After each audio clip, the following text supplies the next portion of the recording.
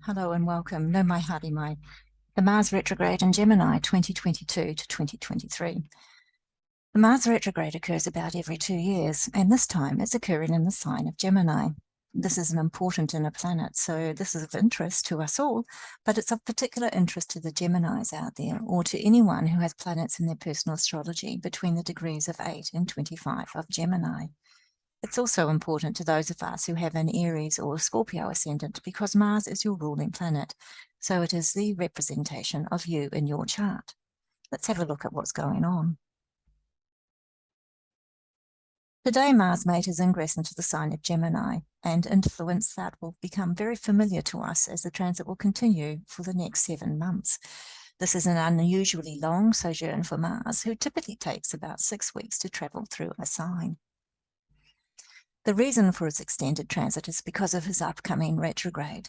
Whilst in Gemini, Mars will slow and then twice come to an apparent stop in the skies. He will station just prior to starting his backward trek through Gemini, and then again just before returning to forward motion. The slowing and stopping of Mars and his 3-time pass through the degrees of 8 to 25 Gemini are the phenomena responsible for the red planet remaining in Gemini through to the first quarter of next year. Mars governs our physical energy and our ability to assert ourselves and pursue our desires.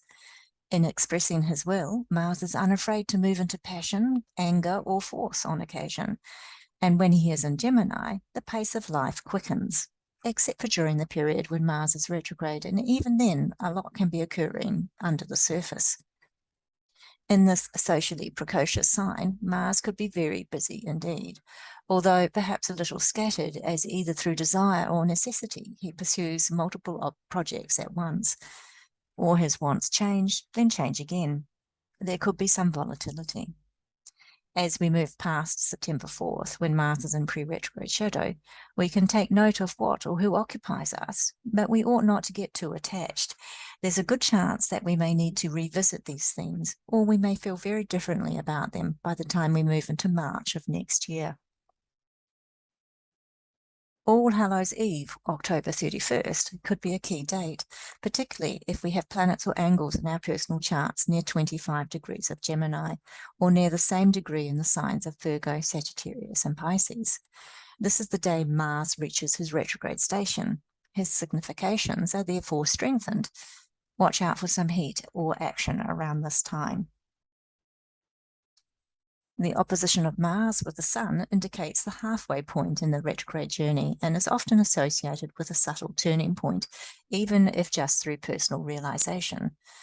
The opposition occurs on December 8th at 16 degrees of Gemini and Sagittarius, and in close association with the Gemini full moon, which will perfect its opposition with the Sun at the same degrees of Gemini and Sagittarius earlier that same evening.